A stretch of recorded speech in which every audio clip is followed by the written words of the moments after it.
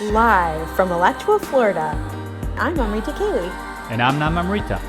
Welcome to Nectar Talks, from the heart of New Ramanreti, the largest Hare Krishna community in North America and the home of thousands of Bhakti Yoga practitioners. In our ongoing interviews, we dig deep into our search for loving connections with Krishna and each other. With you, we hope to uncover the real-life stories and inner journeys of our vibrant community of friends and special guests. Like bees searching for nectar, we seek to extract pearls of wisdom from how they live their lives and the lessons they can impart to us and our listeners.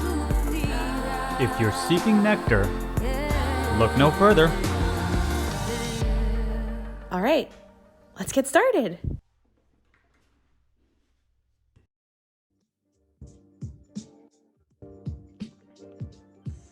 Because the wise can recognize the soul, their eyes are equal to cows and dogs and elephants and different sorts of people. When you gain equal eyes as you're residing on this earth, you'll thrive, be purified, and rise beyond death and rebirth. You'll tolerate the great and never hate what brings you pain. Appreciate me, you'll penetrate a higher plane. You'll celebrate escaping from the dictates of the senses, awaken to the absolute as boundless bliss commences. Haribo. Evo. So this is from Kalakantha Prabhu's The Rap of God, not to be confused with the Wrath of God, rap version of the Bhagavad Gita, which he published in 2018 and has been hugely useful in outreach to newcomers and to myself and refreshing my Krishna consciousness. Hare Krishna, everyone, and welcome back to Nectar Talks. We're so happy to have you. Hi, everyone. Haribol. Haribol. Hare Krishna. We're very, very grateful to host His Grace Kalakantha Prabhu tonight. Welcome. How are you, Prabhu? Thank you very much. It's great to be here. How did we do? I think that was super, super slow. I wanted to go like... It was. Little slow. We had to actually cut the time in half for me. She had it full speed and I just couldn't keep up with that. She was going for the... she was going for, I forget that rapper who's like super, super fast. I was going for more of a Snoop Dogg pace. Anyways, we have a lot of work. We have a lot of work to do on that. So I just want to introduce you briefly. Such a beloved member of our community. Kalakantha Prabhu is coming up this year on practicing Krishna consciousness for 50 years. And he is married to Mother Jita for 40 years. So those are both huge milestones and something that Namamrita Prabhu and myself both aspire to as lifelong goals. So congratulations on that. Thank you. Kalakantha Prabhu serves as the chaplain of the Krishna House in Gainesville. He recently retired from his service as the president and turned that over to Shruti Sagar, who we interviewed pretty recently. He's a prolific writer, and we'll talk more about some of those publications in a moment. He served in different management positions for decades in ISKCON and seems to be particularly passionate about the development of ashrams. So we're also going to really kind of dive into that as well. Okay, so thank you again so much for being here with us this evening. My pleasure. So Kalakantha Prabhu, you're known for the many services Amrita Kaylee just pointed out, but perhaps not too many people know about your background, where you're from originally, and who was Carl Woodham growing up. Could you give us a little bit about that background of yours? I grew up in Albuquerque, New Mexico, as a son of a middle-class family, and took an interest in spirituality at age 16. Started reading various books, which I found very confusing until I finally met some devotees at age 18. And in the devotees, I saw people who were walking the talk. And that inspired me to jump right in, and I have never regretted it.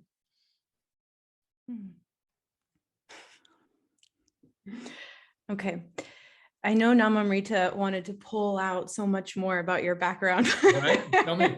but we can move on. But before we do, you joined in Portland. Is that correct? Yes.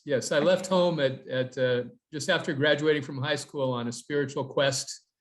Went out hitchhiking. There we go. And visiting different ashrams, churches, and spiritual teachers, and wound up in Portland at 18. And then there were some devotees chanting out on the corner of, downtown Portland. And I was immediately attracted. Dinabandhu was the leader of the Kirtan party, Dinabandhu in Vrindavan. And he and his good wife, Akuti, let me stay in the ashram. And, my parents are vanilla Christians, nominal Christians, not very religious. And I had experienced a great deal of dissatisfaction with the church in which I was raised. By the time I was 13, I had no more interest. So I was very pleased to discover that spirituality could be so real and so practical. My parents never adjusted to that. They always kind of resented my career choice. And at the same time, they tolerated, like good Protestants, never very close. I couldn't really share my spirituality with them. My mother passed away just last year at age 100. So I have one sister. She lives still in Albuquerque with her husband. And again, I don't have much of a background before taking up Krishna consciousness. I played drums in a rock and roll band. I studied music. I learned how to type. I wasn't very interested in school. I had good SAT scores, but I didn't feel the university experience was for me. I love that you called it a career choice, because it really is a career in Krishna consciousness, and that's a bona fide path in life, as we know. So I really like that you. Yes, they say that the pay is lousy, but the fringe benefits are out of this world. Literally. So I just want to touch base on, we started off with this excerpt of yours, and it made me think of the 26 qualities of a Vaishnav, and that's one of them, to be a poet. And I don't think it's that easy to come along, but you've done so many different works as a kavi or poet, including the Blind Uncle Band and books and poems. Can you tell us a little bit about where that might have come from, and what's the process that you go through when you actually put together a work of poetry? I started writing seriously in 1998. And I was in Atlanta visiting Srila Prabhupada's room there, where I had seen him in 1975. And you may know that Srila Prabhupada put the Bhagavad Gita into Bengali poetry in his householder years in a book called the Guitar Gan. Yes, this is a picture of me with Srila Prabhupada in Hyderabad in 1975. I'm just above and to the right of His Divine Grace's lotus head. Oh, yes. With the cool glasses, that's me. Wow, so young. How old were you there? I was 19. Wow. I'm sorry, By the 20. way, earlier, Madhulila put up a picture. I thought it was a person joining the Zoom, but that was you also. Yes. Another young picture of you. Yes, that was also in 1975 with Srila Prabhupada in Atlanta. Srila Prabhupada had glasses like that, and he said everyone should have glasses like these. So I followed his instruction. Oh, really? Yeah. So are you saying that the inspiration came from Srila Prabhupada yes. at all? Yeah, this was the point that Prabhupada had put the Gita in poetry. So I resolved to try to do that in English. And it was my first foray into writing. So more or less ever since then, I have dedicated roughly an hour every morning, usually between 3:30 and 4:30 to writing. Prabhupada said that little drops of water wear away big stones. And so I have found that over the years, just working a little bit on a big manuscript, eventually it comes around to getting done. It usually takes me about 2 years to write a book. Mhm. My dear departed God brother Sridhar Maharaj used to say, how do you eat an elephant? One bite at a time. Yeah. So that's the motto. And Well, of course, Prabhupada did this, a little writing every day. Little drops of water wear away big stones, as he put it. Yeah. So Well, that's. Go I was ahead. just gonna, okay, thank you. I was reflecting on your writings. So you've done poetic renditions of Canto 1 and 2 of the Bhagavad Gita, a summary of the Bhagavatam plus a poeticized 10th canto in A God Who Dances. And you've done the Krishna rap, did the book A Saint Within. So where does your inspiration come that I'm gonna eat the elephant on this particular project? Well, the first canto, of course, Srila Prabhupada said he had put everything in the first canto. So that was a priority. I've tried to actually follow Prabhupada's priority list. He first did the Gita, then he actually first did the first canto, then the Gita, and then the Krishna book shortly thereafter. So I consider those the primary ones, not knowing how far I'd be able to get. I did want to mention my wife and I have also written a book about our experience with ashrams, which I guess we can talk about later, but there's some prose in there also. Somehow poetry appeals to me, especially rhyming poetry. There's free verse poetry, which has no fixed meter or rhyming scheme. One writer compared that to playing tennis without a net. Free verse poetry, for me, the discipline of writing in meter and rhyme forces you to choose every word very carefully. And Mark Twain said that the difference between choosing the right word and the wrong word is like the difference between lightning and a lightning bug. So powerful. Yeah. Thinking about poetry in context of the 26 qualities of a devotee, would you say that these 26 qualities, it seems like a lot, you know, I'm looking at them right now, and would you say it's something that we should strive for as devotees, to kind of focus in on these 26 qualities and maybe pick one and put some time of our life dedicated to one of those? Or is it something that just kind of develops over time as we practice Krishna consciousness in general? Yes, this is a question that often comes up at the Krishna House. And I always refer to the verse from the 10th canto, Yasyasti Bhaktir Bhagavatya Kinchana. The good qualities of the devotee appear automatically. So the more we're thinking about serving Krishna, and the less we're thinking about our qualities, the more the good qualities have room to manifest. Yes, that's a good point. Well, thank you, because I needed to know the answer to that one. I guess I should just go to Krishna Actually, House more often. Namamrita, that was such a good question. You know, should we focus on developing the qualities, or how do we find out what we're good at in Krishna consciousness? Right. A devotee once asked Jayananda Prabhu, how do I make advancement in Krishna consciousness? And he said, I don't know, I'm too busy to think about it. That's a great example.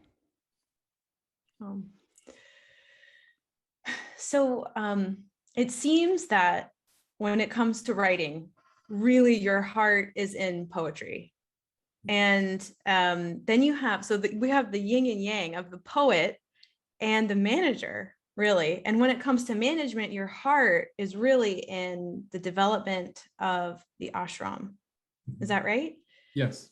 And we had spoken to you earlier, and you had told us that you had an experience at the LA Bhakti program, and that has really inspired your work in ashram development. Can you tell us what was that program? What was your experience of it, and what have you taken from it?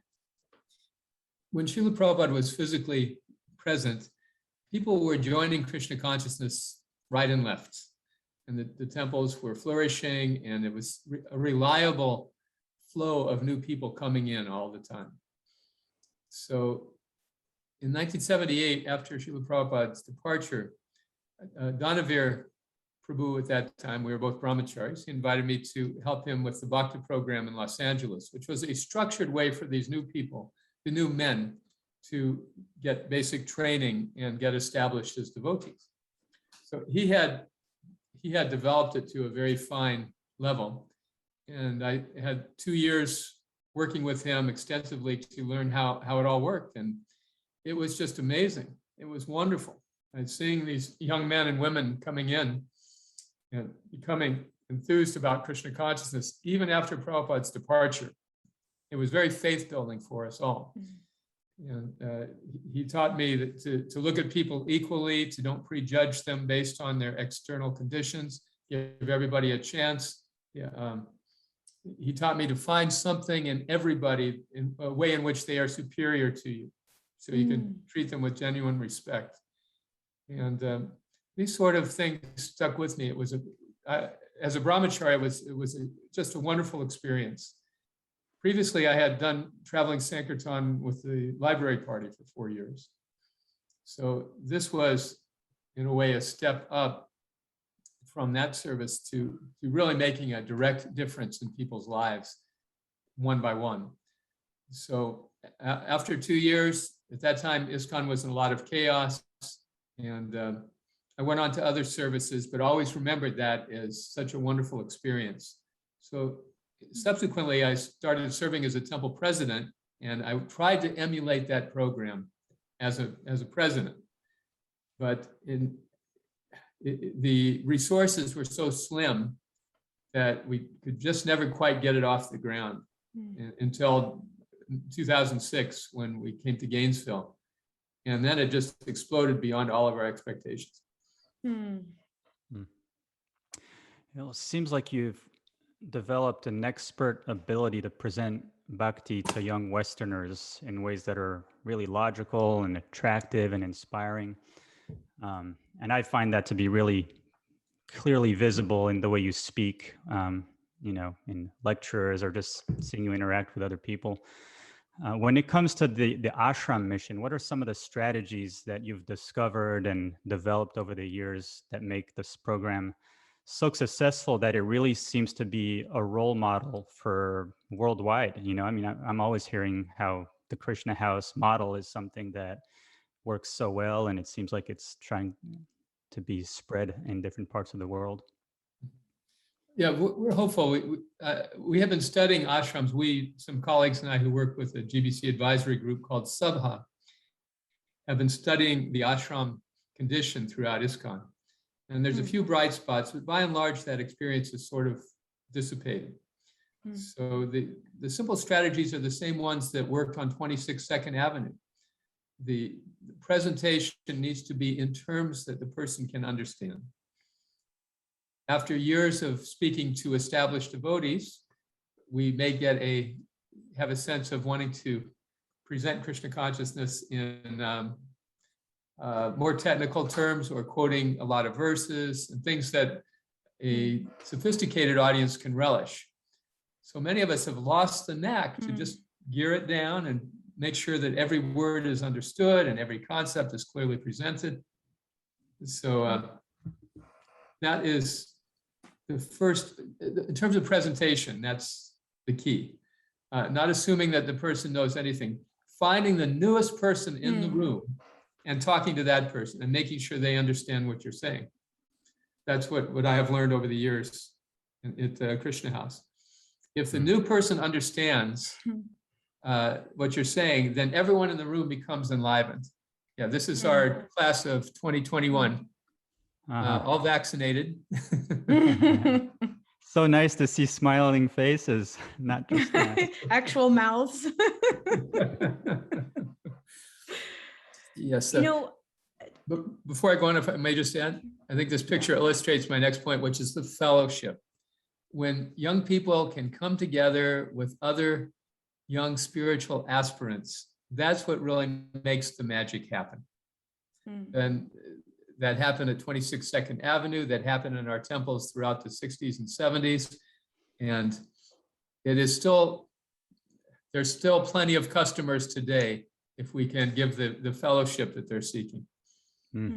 Great. So find the newest person in the room, speak to them, make every word count, and fellowship.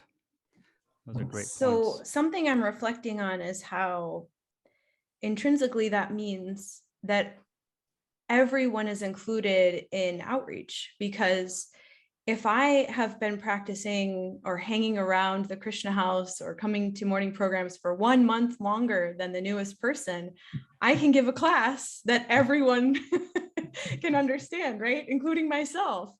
So it really takes the pressure off, I think, when it comes to presenting Krishna consciousness and gives life to, I believe Srila Prabhupada was very encouraging of us, just preach what you know, or if we don't want to use the preach word, just share what you know. That is sufficient to spark someone's memory and spiritual life and encourage them and give them enthusiasm. Yes, that's very true. In fact, doing the ashram at Krishna House has given us a new perspective about outreach altogether. We tend to think about outreach in terms of bringing new people in. But in fact, what outreach does is instill faith in the Sankirtan movement in the newcomer, in the practitioner. That's actually the most valuable part of the experience. Yes, it introduces new people, it may attract some new people, but it gives that taste for which we are always anxious. Whether it's serving prasadam or distributing books, always the focus is on the devotee who's doing the outreach, how they're benefiting, how they're growing in their spiritual life. And keeping that focus has enabled us to help people become more established devotees.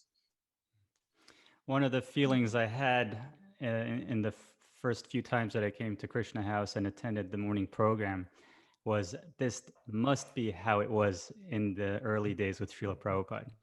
And now I'm thinking you even replicated the 20-year-olds who are now in charge. 30. With 30-year-olds. The demographics in our Sangha are pretty truncated here. We have people in their 60s and 70s, and then we have people in their 20s and 30s. Maybe we've got a huge void in the 40s and 50s. Due to the chaos in ISKCON in those years following Prabhupada's departure. So many of us felt like the ashram experience was something of the past, just a relic, a happy memory. So yes, it has been one of the most fulfilling experiences of my life to see it re-emerge in such a viable way. You had mentioned earlier that very recently you and Mother Jita co-authored a book together that is called Endangered Species, and it talks about the Krishna House project and the development of ashrams and ISKCON. In my experience of living at Krishna House, I know Mother Jita is very much behind the scenes, and we wanted her to join tonight, but she wants to be behind the scenes, and we love her for that. I wondered if you could speak to a little bit to her influence in the development of the mood at Krishna House that was so palpable and continues to be. My good wife Jita Mitra also had a wonderful experience as an ashram resident. I should mention that I had 2 beautiful years in ISKCON Portland, small ashram, loved every minute of it. And then she was at the Henry Street Temple in Brooklyn from age 17 to 19 or 20. So both of us had these formative experiences in ashrams. And she provides the administrative support that makes it possible for the temple environment to run smoothly with a low degree of stress and anxiety. That's her contribution. Believe me, I called every favor I had to get her to join me tonight, but she doesn't do cameras.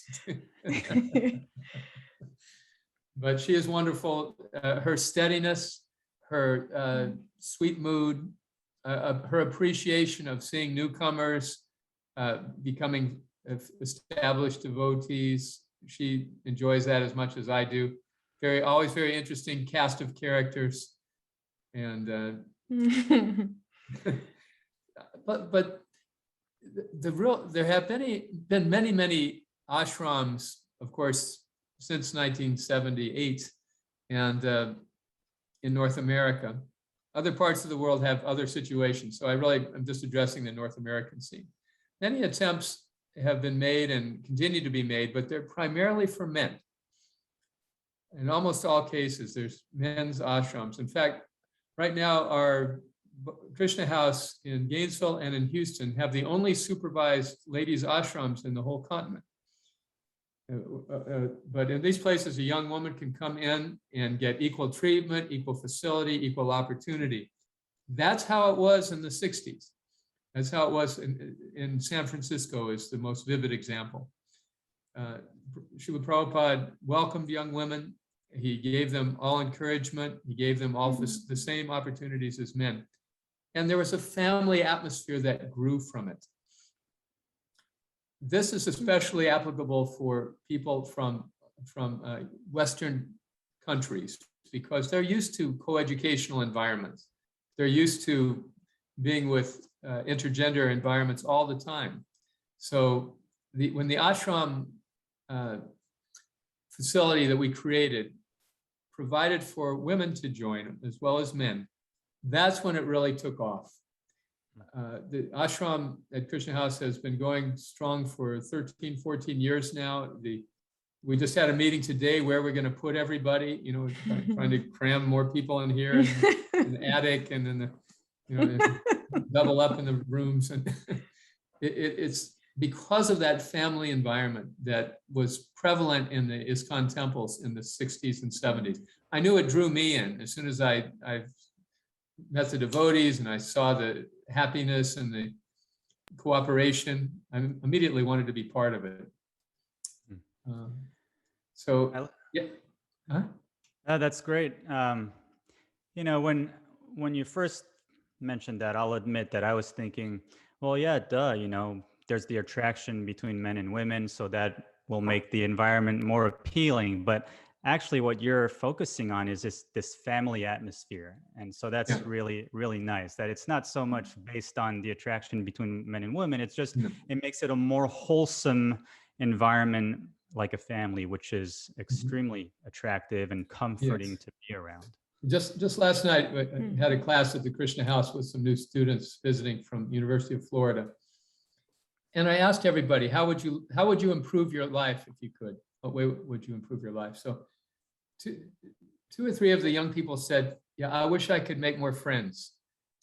People want and need fellowship. It's so impersonal out there. And social media does not fill the gap. Yeah. We had a professor, or a administrator from the counseling department at the university visiting. And she was saying how the pressure on the counselors at the university has just skyrocketed over the last 5 years, 10 years. Suicide calls are up. The depression, anxiety, stress is up. The counselors have been reduced to prescribing and managing medications. They can not do any more cognitive therapy to talk to people. There's just so much demand. And so they tracked the cause of this dramatic increase in stress and found out it was social media. They discovered that because people have an artificial sense of family or fellowship in a chat group or whatever, they superficially feel their social needs are being met. But at the same time, they are actually not fulfilled. So the professor took this finding to a group of students to ask for their feedback, a focus group, and they came back with a recommendation. We think you should make a website about this. So, that's funny. Could I interrupt for a moment? I want to introduce a special person. Yes, please. This is my granddaughter, Ava. Hi, Ava. Hey, Hare Krishna, Ava. Ava, can you tell us? Welcome to Nectar Talks. Where do you go to school? Vanna, Oh, you go to What grade are you in? Vanna. 4th. Fourth grade, just started Fourth grade. Yes. And That's what do you great. like to do? Well, I like to paint and write. Your mom's a painter and granddad's a writer. You're in line with the family. That's right. Who Another do you like artist. better? Who do you like better, your mom or your grandpa? Trick You question. think I'm gonna answer that question? It's already been answered. Please give Ava your blessings. Ava, His it's so wonderful nice to granddaughter. meet you. Thank you for saying hi. Thank you. Hi, Paul. Great to see Hi, you, Paul. Ava. You too. So Prabhu, I wanted to, you and your wife co-authored this book called Endangered Species, about the ashram. What's the full title? Endangered species, ISKCON Ashramites in the West. Okay. So I haven't had a chance to read it, but it made me think of a little discussion that came about during a meeting that I was a part of for the temple. And a senior devotee mentioned, he said, can you believe that one day the leaders of our movement may not have had the ashram experience that we all had? And part of me was thinking, well, yeah, I guess that's just the natural course of how things have developed. Most devotees are not getting to have that experience. So can you tell us what's your take on that? And, maybe a little bit more about this this book that you guys have authored. Yes. As ISKCON has grown in the West, particularly in the first world, much of our congregation development has been with the Indian community. And in fact, when the temples were declining after Prabhupada's departure, the Indian community stepped in and saved them in many, many cases. So they are an integral part of our movement, and many of them have taken leadership roles now in promoting Krishna consciousness in North America and other parts of the West. However, these devotees don't require ashram training because they have an indigenous understanding and appreciation for the culture. But for someone who's raised in an entirely different culture, they need an immersion experience in almost all cases. We're talking about people who are new to Krishna consciousness, not devotees who have been born and raised as devotees. They also have that necessary cultural background that makes the ashram somewhat less important. But for the others who don't fall in those two categories, they really have got to have the ashram to become established and lifelong practitioners of bhakti. Yeah. What about, say, an adult Westerner that joins the movement and takes initiation? How would you have this person get that exposure if he's kind of out of the traditional age group of ashram life? Yeah, it's more difficult, but possible for people like that. One of our recent graduates is late 50s, Jai Chaitanya Prabhu. His daughter, Kumari Saki, became a devotee in Jacksonville under Amrita Kali's tutelage, and later came to Krishna House and introduced her father, who also became a very serious devotee. So he's taken initiation from Giriraj Swami. He's just graduated as a hospice chaplain and plans to dedicate his life to Giriraj Maharaj's vision of hospice care for devotees. So there are exceptions, but generally youth is the time. When Srila Prabhupada came to Gainesville, a reporter asked him, how come all of your followers are young people? So he retorted, how come all of the students at your university are young people? Youth is the time for education. Right. So it's not restricted by any material circumstance. Anyone is welcome to try, but generally young people are more flexible. Right. But you're reminding me that when I was in college, there was quite regularly, not a huge percentage, but there was that older person who's there taking a college course. So it's great that, you have room for that and that they can still come and get that experience in some way or another through the program. Yes. It's harder, but it is possible. Yeah. By the way, the name of our book again is ISKCON Ashramites. I would like to point out that Ashramites is a genuine bona fide word in the English language. And it does not refer to insects in an ashram. It refers to residents of an ashram. And those who have dedicated their time to an immersion experience. And Where it can this was, be found? pardon me? I was just asking, where can it be found? It's only available as an ebook or a PDF download. It's free. And the website is called iskonashramites.com. I posted it on the chat if you'd like to somehow share that with Yeah, others. maybe Vaishnavi, Prabhu, I you can already put that did. in the. I Okay, already great. did. Thank you. It's about 100 pages. It basically catalogs our experience in Gainesville, what we learned, how we've refined it, mistakes we've made. And I want to stress that the curriculum in the ashram is a little more realistic for what actually happens to devotees in their lives. We give a lot of encouragement and support for Grihastha ashram because 95% of the devotees who become devotees ultimately become grihasthas, nearly all of them. And yet most of the training in the past has been on the emphasis of renunciation.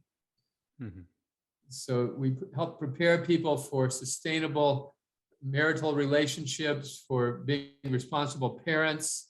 And you mentioned earlier, Namamrita Prabhu, about the men and women, young men and young women in a community. You would think it would be a very agitated kind of environment, but Right. in fact, that family atmosphere, that feeling is so strong. And this teaching that, look, most of you guys are going to be married, but you don't need to get married now. This is the time to get your spiritual foundation in order. And at the appropriate time, you'll be able to attract a partner who shares your Krishna consciousness. Yeah. So this helps keep the temperature down amazingly, actually. Yeah. The degree of agitation seems to be much less when there is a friendly but respectful relationship between men and women, instead of the forbidden fruit approach where men and women are strictly cloistered. Right. Yeah, that's such a great point and such a healthy approach to that potential tension that you would find with that.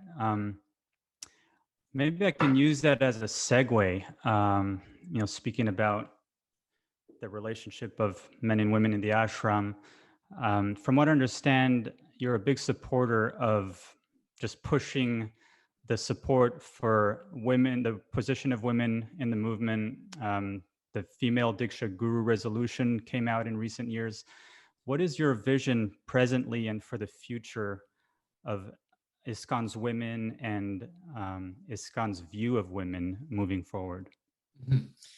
Well, first, I'd like to say I aspire to be a follower of Srila Prabhupada.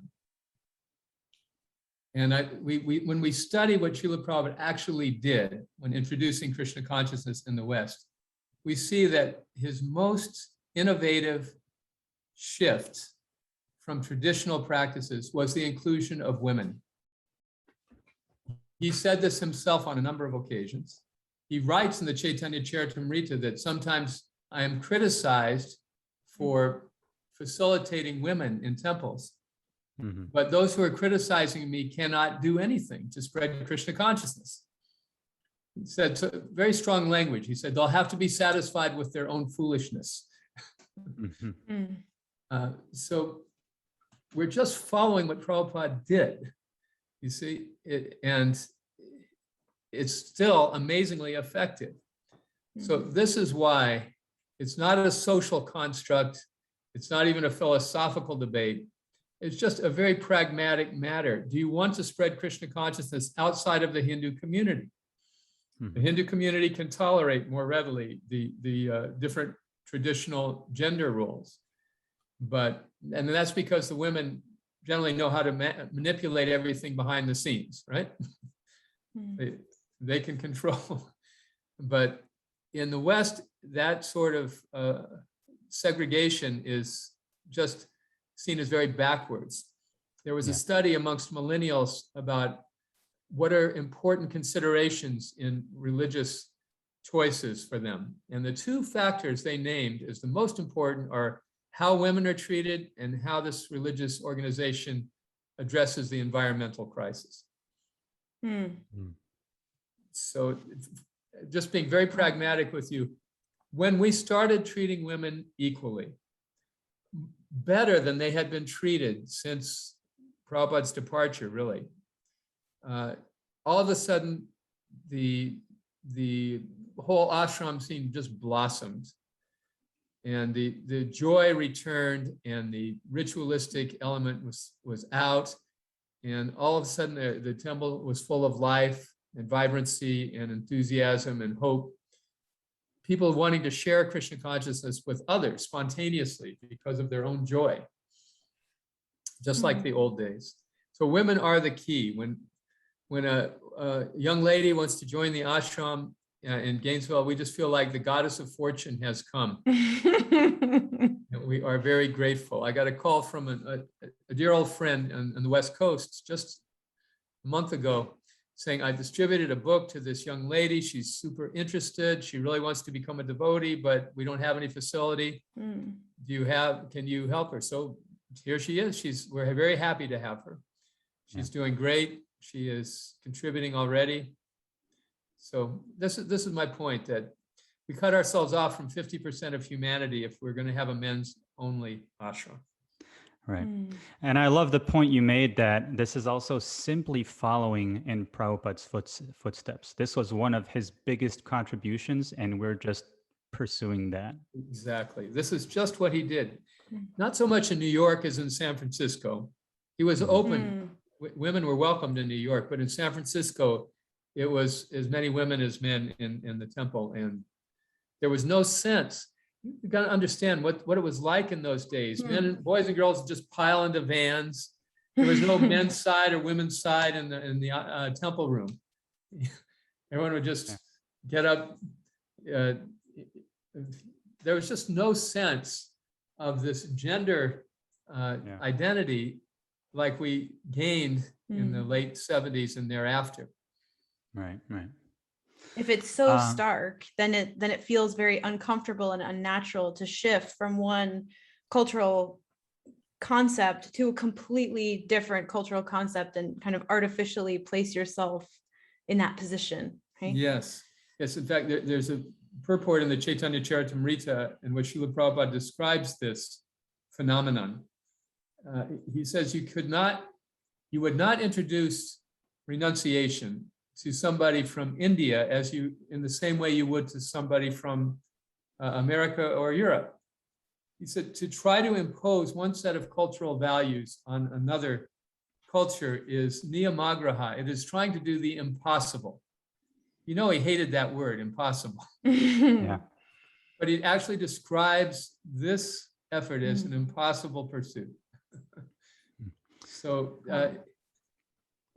if we can make Krishna consciousness accessible to people, they'll take it up.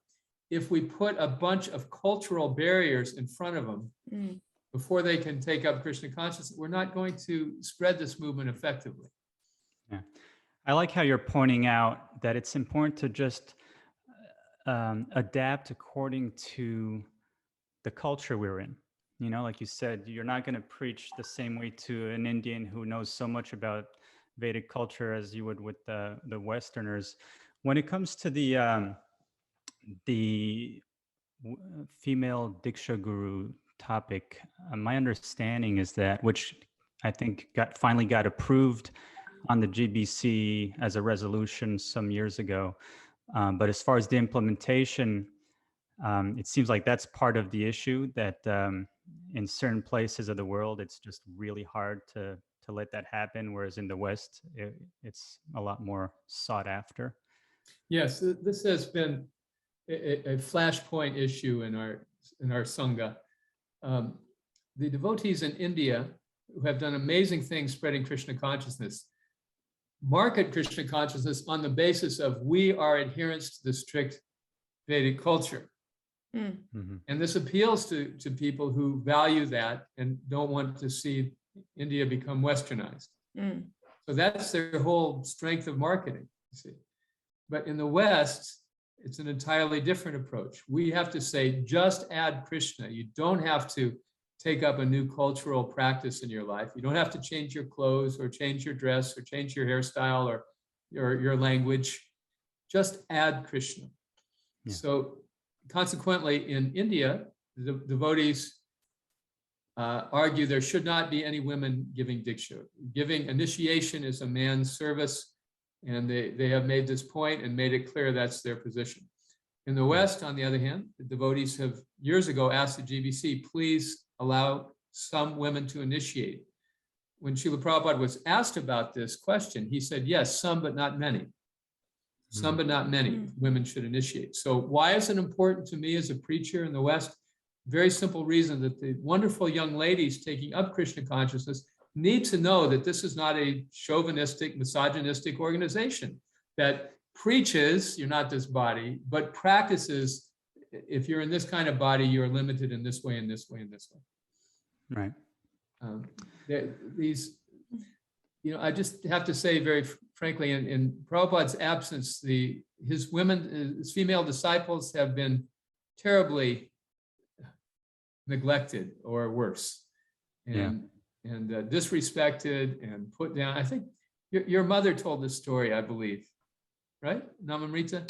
Well, I know she put together a whole document about women in the movement in the time of Prabhupada that's been traveling around. May I just share one story? I'm not sure if it's from that document, but it's from her memoirs, which we read recently. She loved giving classes. She loved to give classes in Paris, where she was living. And her classes were very well received. So a new GBC man came in and said, okay, now you can no longer give classes. This more conservative approach was considered by some to be more advanced. And so she objected and said, I love giving classes. People like my classes. Why should I not give classes?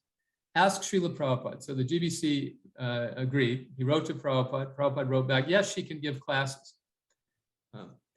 But that letter was never shown to anybody because he threw it in the trash can. Mm-hmm. And she knew that he threw it in the trash can because she found it there. Yeah. So that's tragic.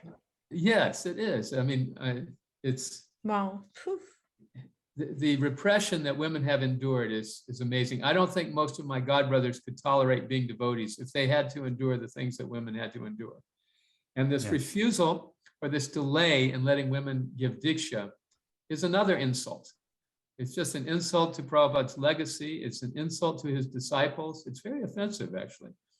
Not many want to do it, but those who do meet all the qualifications that are there for men, every one of them, except that they're in a woman's body. Why? And many people want them as their diksha gurus.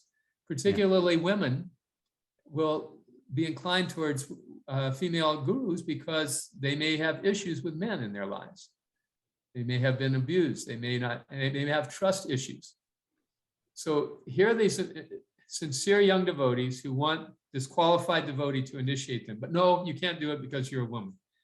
See, so this was a real travesty. Fortunately, the GBC, recognizing the dichotomy between East and West, said, okay, let each part of the world make up their own mind, whether to allow, which I consider very appropriate and suitable resolution. Unfortunately, some of the more extreme opponents in India have argued against this, and that has delayed the implementation. But it's coming to a point. The resolution has been attacked and attacked and attacked, and it stood up every time. So that it's just a matter of how it will be implemented. Yeah. It's sad that we have already lost some very qualified Vaishnavis who are willing to give diksha and who had people wanting to take diksha from them but have left their bodies. I'm thinking Mother Krishna Nandini, Mother Jamuna. Yes. Just a tragedy that these people could not, these devotees could not fulfill that service that they were very much wanted to do. Yeah, I was just reading a passage of Mother Jamuna's kind of final words, which were that she, if she had time, she wanted to do so much more to help the women and the young girls in the movement. Yes. Thank you so much for putting such a strong emphasis on this. Was there anything else? Well, I just really want to say again, I feel this strongly because I am aspiring to be a follower of Srila Prabhupada. And yeah, I believe any objective study of Prabhupada's approach to spreading Krishna consciousness in the West has to recognize his innovative approach to dealing with women as devotees. Yeah. Oh, thank you. I'd like to zoom out on that topic a little bit. I came upon a recent offering of yours, which was for the 1-year anniversary of Bhakti Charu Swami's departure. And in that offering, you put a strong emphasis again on the fact that his disciples, now that he has left the planet, are now eligible to become gurus themselves. And you encouraged his disciples to consider this very seriously. And you kind of gave some words of, this should not be such an intimidating consideration. I'd like to discuss this with you a little bit, hearing you speak about that and the need for this, the many advantages and improvements that could come about for our society if there were more gurus available.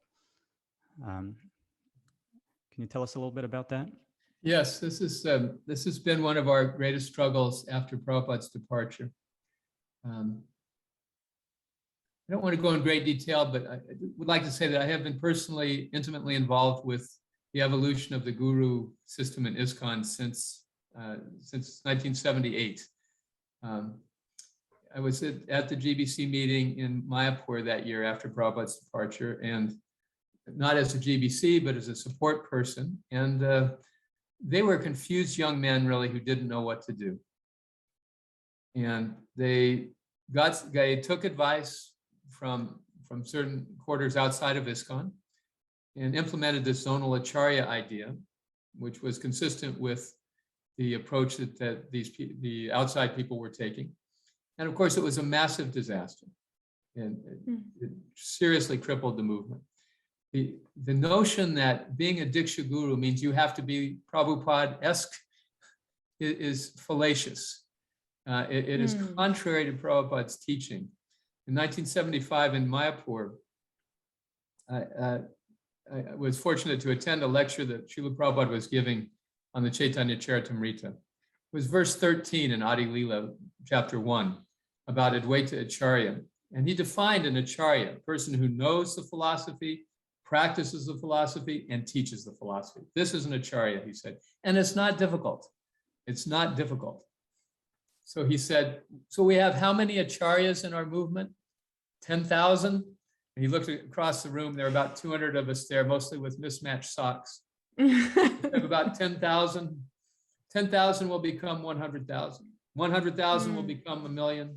1 million will become 10 million. And there will be no shortage of Acharyas. Powerful words. And then he said, you are young men, you can organize this.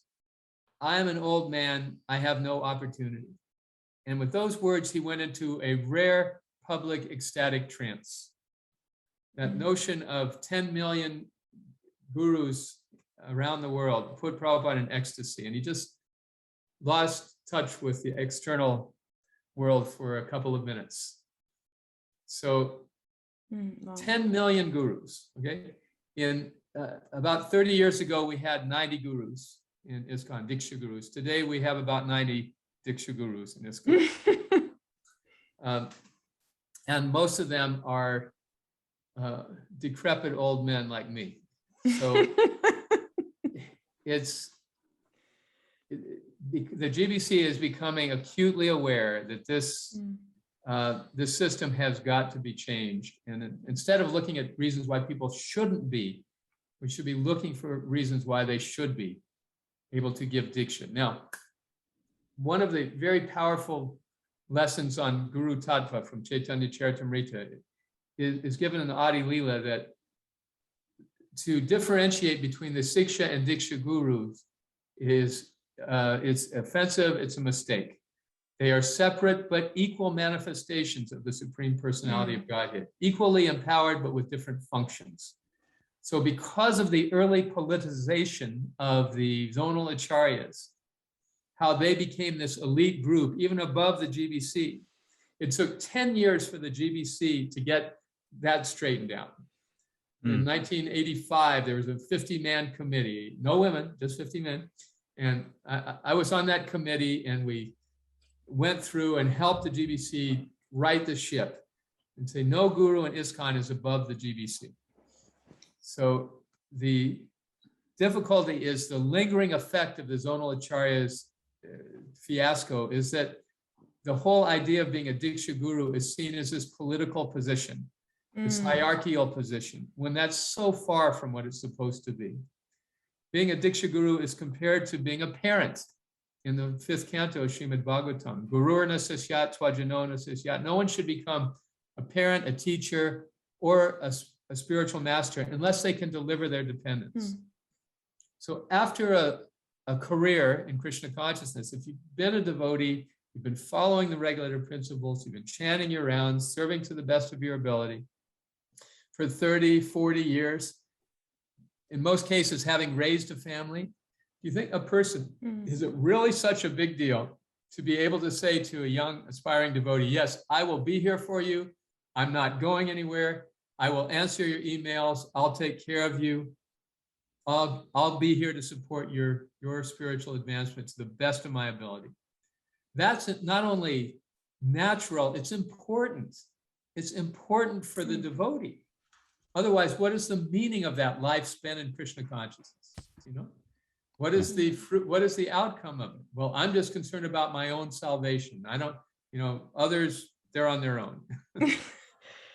So Prabhupada's vision was that each of his disciples would have 10 disciples. Simple math. That was his vision. And it hasn't worked out like that. And that makes us a very weak organization.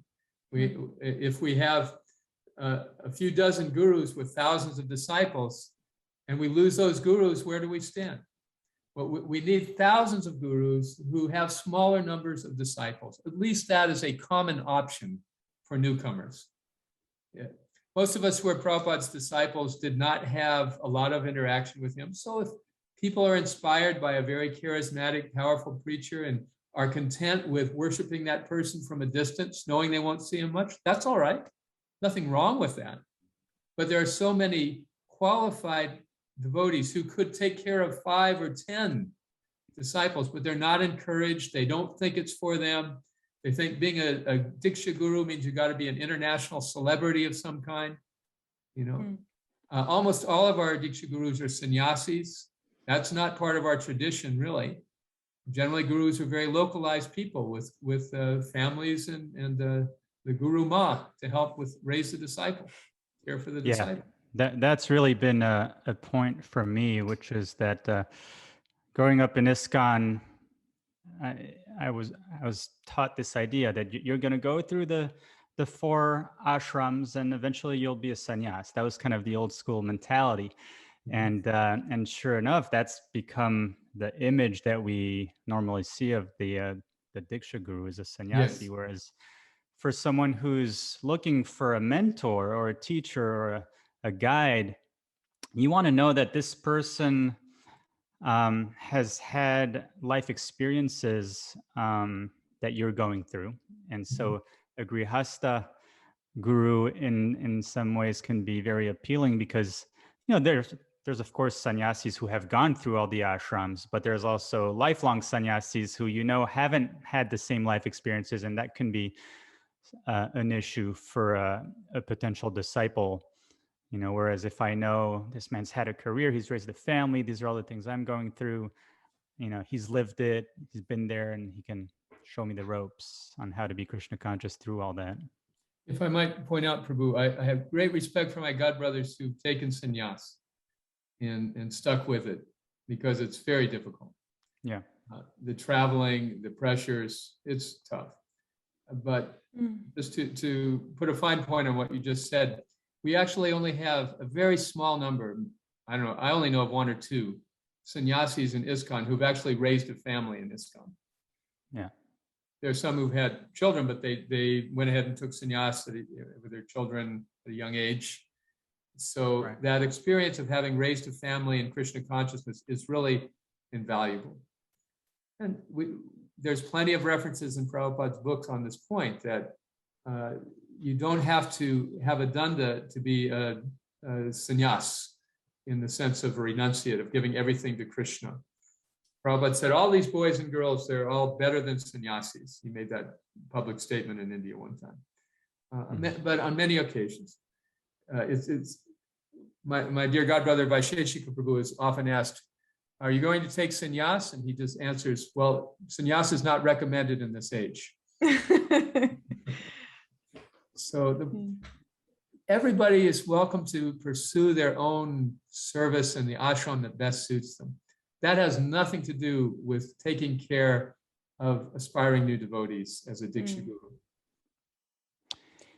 I find that when we take on this idea that perhaps one day we might all be responsible to that one person who comes to us and says, can you give me shelter? Can you guide me?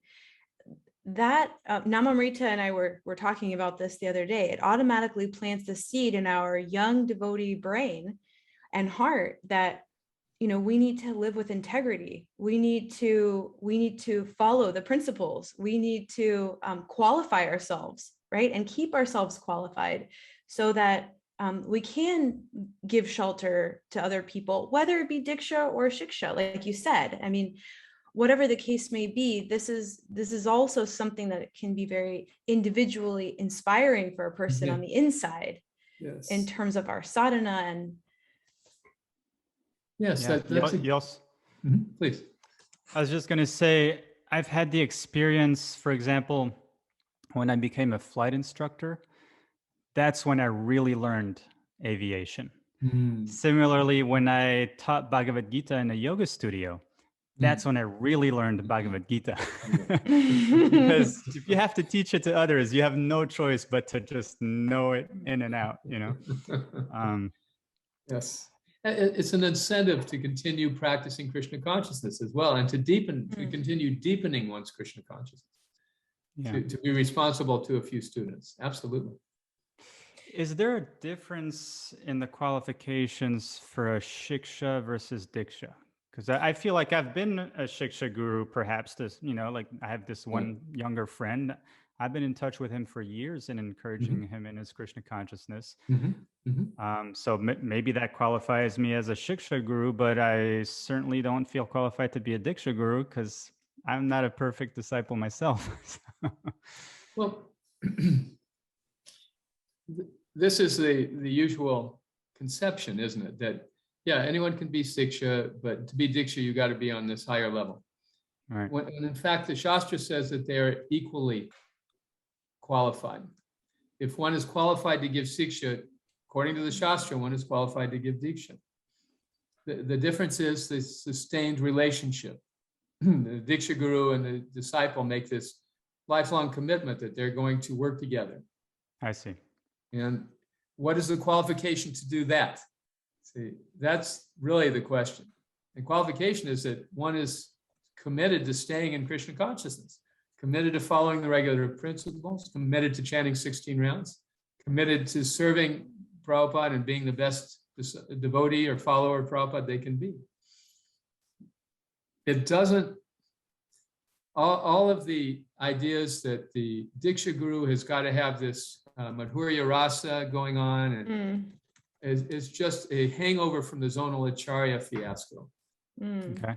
It's, how do you tell if somebody is wrapped in Krishna prem? Well, how do you tell if someone is an Uttama Adhikari as opposed to a Madhyama Adhikari? One devotee suggested we should invent an Uttameter, something like a Geiger counter that we could just... That'll do it. The point is not how elevated the guru is. The point is how much the guru can help the disciple. Mhm. We know that Prabhupada's books are the cornerstone of our spiritual teaching. So if a devotee has shown by his or her life that they are committed, they are invested, they're following purely, that's sufficient to be a Siksha or Diksha guru. There's discussion now about having some more formal training, recognized, that's fine. Prabhupada had that, he expressed that in a letter in 1975, that any devotee who passed a certain degree of academic proficiency in his books would be eligible to initiate disciples. So that standard has already been given, but we've added so much on top of that it's become something that most devotees, unfortunately, just don't think about. Yeah. I think. Would you? Go ahead. I was just going to say your point earlier that there's a big difference between what it means to be qualified to be a guru and then what's happened sort of institutionally within ISKCON that makes people think based on, these past patterns that we have to, I think you used the word, be an international superstar or something like that. And if we can just slowly start to break down that idea that's been set up institutionally, that it simplifies it so much and takes the pressure off of all of these incredible senior devotees that we see around us, that we know all of you can give Diksha, and we want to see that. Yeah. It also gives an incentive to reach out. So if you introduce a new person and you train a new person and that person asks you and you can give them initiation, it's a very natural phenomenon. Prabhupada writes that the Siksha guru generally becomes a Diksha guru. So if people are not giving Diksha, they have less incentive to do outreach and try to help new people. And even if it's a few, it adds so much meaning to life, to all of the years of practice and austerity and devotion. Now I can share that with someone in my old age, in my retiring years. It's a beautiful natural development, but unfortunately, Prabhupada wanted all of his disciples to be Diksha gurus. I was just listening yesterday to a Vyas Puja address Prabhupada gave in 1969 in Hamburg. So emphatic. He said, all of you become gurus. All of you become gurus. It is not difficult. You just have to be sincere. So strong, so emphatic, but only about 2% of Prabhupada's initiated disciples are giving Diksha. And I think pretty much for our generation, there's not going to be a lot more, but because of the experiences we've had with zonal acharyas and that whole concept, I'm hoping your generation and succeeding generations will demystify the Diksha guru, make it a little more down to earth, and make it a much more common phenomenon that somebody asks, you say, yes, I can give you initiation. Would you mind sharing what your experience was when you took on that role, and how did that come to take place? Yes, my dear godbrother Bhakti Marg Maharaj said you should initiate disciples, and I said I'm not qualified. And he said, we know. You should do it anyway.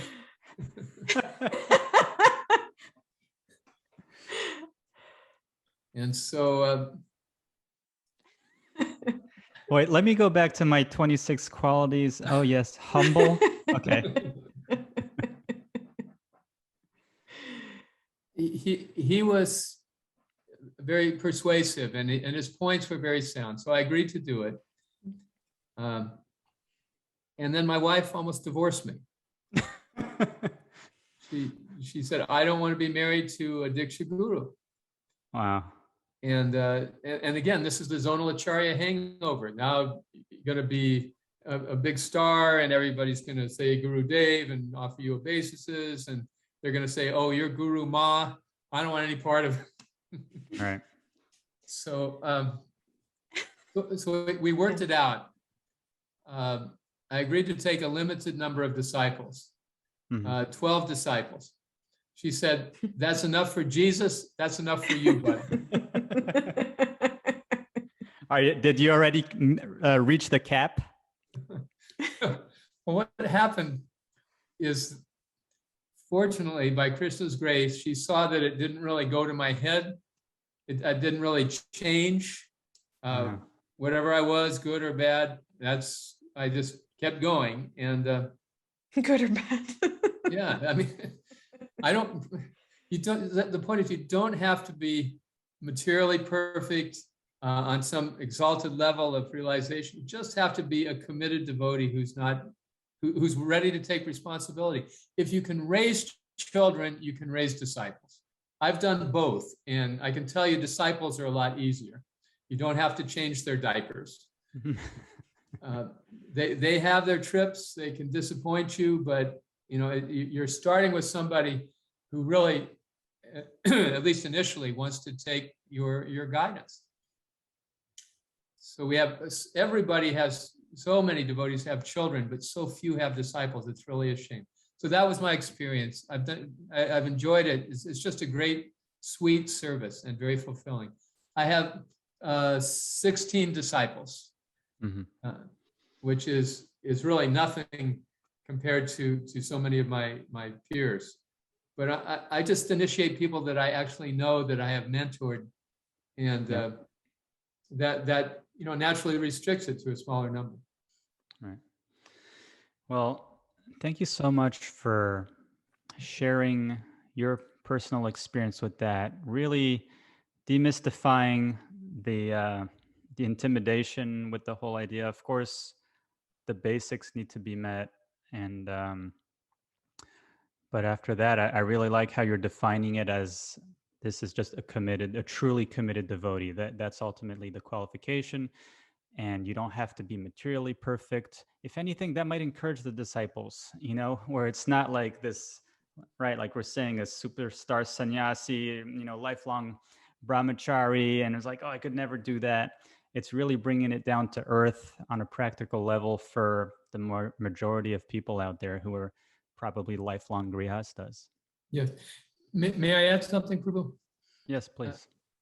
In the ISKCON Disciples course, one of the tenets is that one should not, actually quoting Rupa Goswami, 3 things should be secret for a devotee: one's japa, one's vows, and one's guru. This is actually taught by the Goswamis. Why don't you talk about your vows or your japa? Because you'd be bragging. Oh, I'm fasting for Ekadasi. How about you, Prabhu? I've done 32 rounds today. How about you? How many? You see? It's supposed to be a secret thing. And similarly, one's guru is supposed to be a secret. It's supposed to be something that you don't share. But what in our Sangha, what happens? First time you meet somebody, first question, who's your guru? Now, there's a reason it's supposed to be secret, that the disciple should feel that if my guru is seen to have initiated somebody as low as me, it will reflect badly on my guru. Therefore, I don't want anyone to know my guru's name. You see, that's the tradition.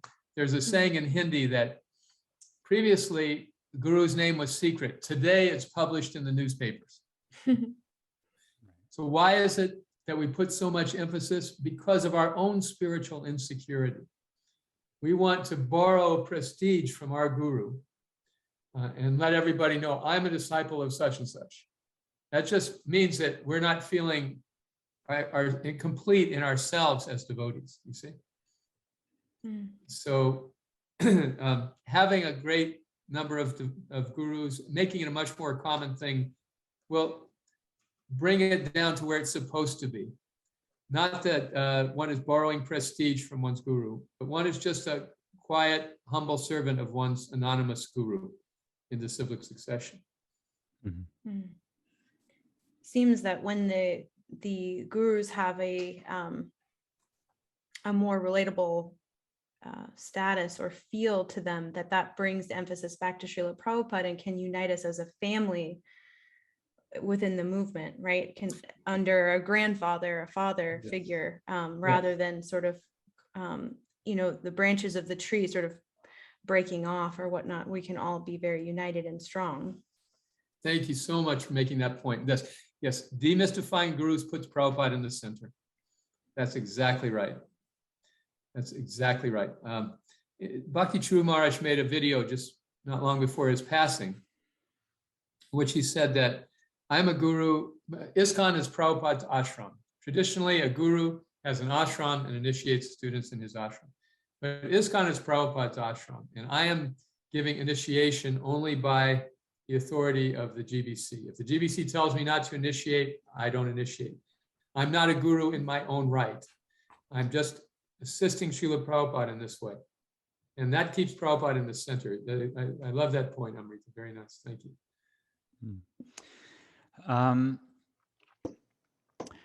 Can I ask you a question about the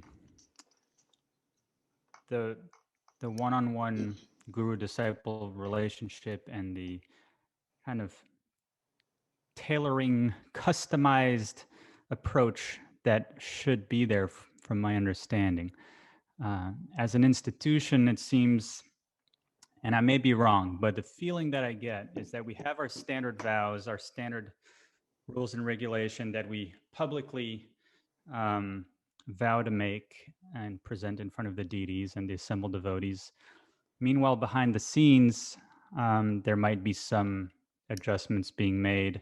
I'm thinking, for example, it seems a pretty no-brainer that a new mom with a baby is not able to chant her 16 rounds. And I've heard that so many times, and it seems realistic, and it's just the reality. Do you have any thoughts on, on one hand, we're doing these big public vows, but then there's some adjustments behind the scenes that are a given or that are being made. What do you have to say about that? Right. This is the reason why, although Prabhupada is in the center, we need personal accountability. So if a disciple brings a situation like that to a guru, first of all, it's very helpful if they can email or call or get in touch with their guru readily to ask a question like that. Right. That's very helpful for many people. So then the guru is in a position to say, okay, under these circumstances, here's a standard you can maintain for some time. Maintain this standard, and then when circumstances allow, you can revert to the previous standard. Those sort of adjustments can be made without the disciple feeling doubtful or guilty, which are not at all conducive for spiritual advancement. Thank you. Well, I think we've covered the themes that we wanted to dive into with you. Thank you so much. Really I have a page full of notes, really some great points you've made on the topics of, the developing the ashram system. What are the successful strategies in that, the role of women in ISKCON and just bringing that equality that is so overdue, how it took place in the first place. Thanks for giving the history behind that. And yes, demystifying the Diksha Guru. What's the word? We're understaffed in Diksha Gurus. So how can we bring that equilibrium back to our movement? I just want to reflect a little bit and then maybe ask for one more question, but I'm thinking how if the guru system is more accessible, it's more low key, and also your approach to the ashram setting and meeting the needs of the newest person, it really feels like what I'm walking away with is if we nurture this base, these new people who are coming to Krishna consciousness, and we give them a solid, healthy, holistic, vibrant experience where they have trustworthy people to look up to, they have Sankirtan to be enthused by, they have a home, they have a family environment, then we have in the West particularly where someone like me literally needs that to survive in Krishna consciousness, that we have a chance to move on and raise families in Krishna consciousness and mature and find a way to stay find a way to stay inspired and to stay happy in Krishna consciousness for the long haul. So to put our love and our energy into that base or that foundation, that's really something that I've taken away from for this evening. Thank you. Yes, we really try to help people do exactly that. So, To wrap up, we wanted to ask you. Oh, Vaishnavi Prabhu, do you have a question?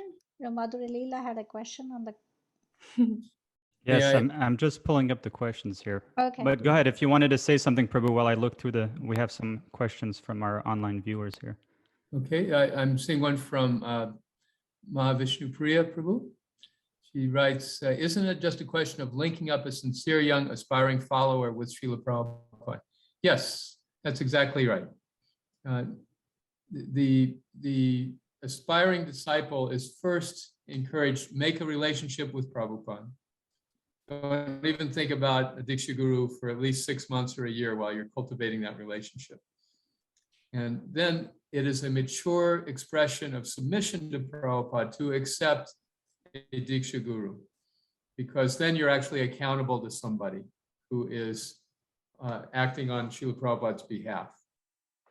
So that's the idea. Certainly, I believe all of my Guru Godbrothers approached it in that way, or nearly all of them. They have that philosophical understanding that Prabhupada is the preeminent Siksha Guru. You are muted, Mataji. We cannot hear you. I can read the question here from Madhuri Leela Prabhu. She says, how would it work for newer, younger devotees giving Diksha if their guru is still on the planet, especially since so few Srila Prabhupada's disciples are Diksha gurus? So is that yeah, go ahead. Oh, no, excellent question. And again, the GBC is recognizing that and trying to deal with that question. There was a gulf of difference between Srila Prabhupada and his disciples. He was 70, they were 20, and very inexperienced compared to his lifelong devotion. So now it's a different dynamic. Many of our gurus have disciples who have been practicing for 20, 30 years and are really qualified to give Diksha themselves. There's a couple of statements Prabhupada made that the etiquette is that one should not initiate in the presence of one's guru. So if we look at that hermeneutically, that statement, we have to see how that applied in a village setting and where the guru was living there with his disciples. But in an international sangha like ours, it's less relevant. So the GBC is recognizing the tremendous need for more Diksha Gurus and therefore liberalizing those sort of practices. There's another advantage, Madhuri Leela Prabhu, about the Diksha Gurus, disciples giving Diksha in their presence, is that they can be trained. The amount of training I got as a Diksha Guru was very inadequate. There is a Guru school. If you're going to give Diksha, you go and attend a weekend seminar. But there's so many things that I was not taught that if I had the opportunity, I would teach my disciples. So I tell all my disciples, yeah, I want you to be initiating as soon as possible. I'll help train you.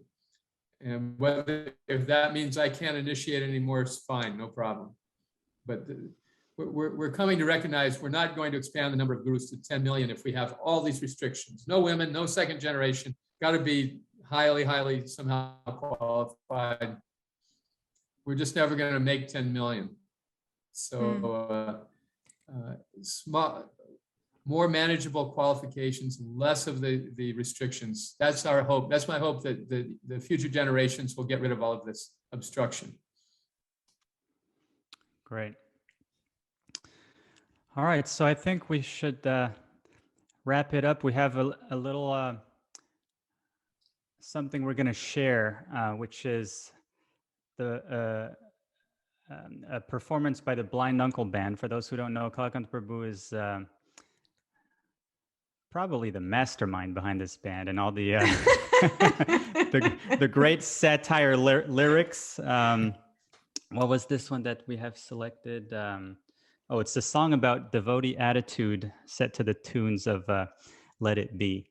But before we end with that, I just wanted to ask you one final thought, Prabhu. Just looking back, since you've been in a 50-year career now in Krishna consciousness, what are some personal reflections looking back? What keeps you in it and moving forward today? The biggest hurdle for many of us is to come to understand that Krishna loves and accepts us as we are, and we don't have to be something else. That's self-realization, coming to that point of no pretenses. Jai Advaita Maharaj tells a nice story about buying a ticket in Grand Central Station in New York, and the lady looks at his dhoti and says, "Who are you?" He said, "I'm a Hare Krishna." "Oh, Hare Krishna, I like you people. You are who you pretend to be." I was muted, but I just laughed like a hyena. So actually being who we pretend to be. That's great. Which means, no more pretend. Then it's very easy to stay in Krishna consciousness. Yeah. Well, that to me, that also ties into the latest slogan that I'm hearing from the next generation devotees on all these new platforms that we have out there, Bodhika and the Namras podcast, which is chant and be honest. Along with chant and be happy, chant and be honest. And I really like that. I think it's a good motto for us to try to imbibe as well. Prabhu, thank you so much. It was great to have you on the show. Really, so many wonderful insights. And thank you to our viewers and listeners for your questions. Please tune in for the next episode. We'll leave you with Kalakantha Prabhu's rendition of Let It Be.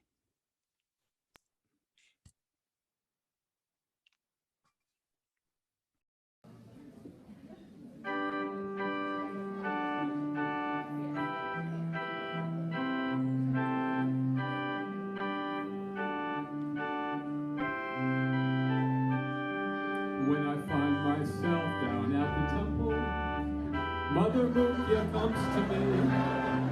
Help us wash the dishes, won't you please?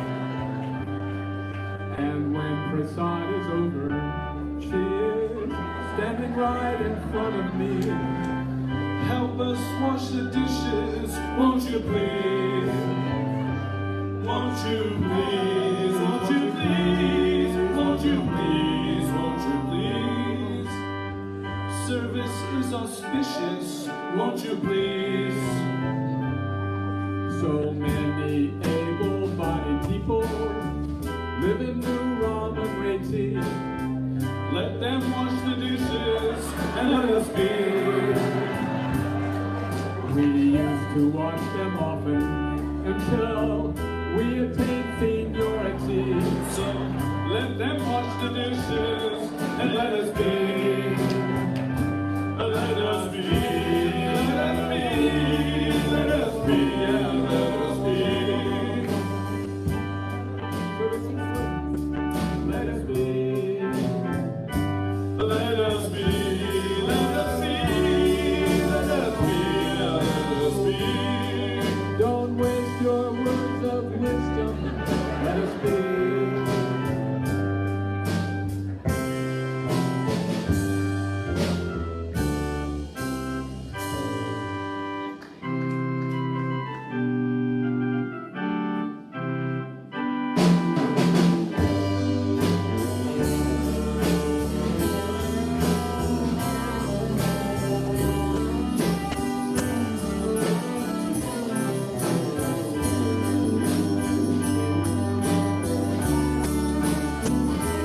Who's that on guitar, Prabhu? Amrapani. Yeah. Let us be, let us be, let us be, let us be.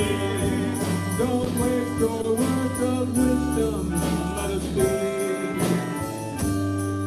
That attitude of service that is taught in our philosophy. You go out and preach it, and let us be. And when the people hear you, there is know, you do look like a rock star in this video.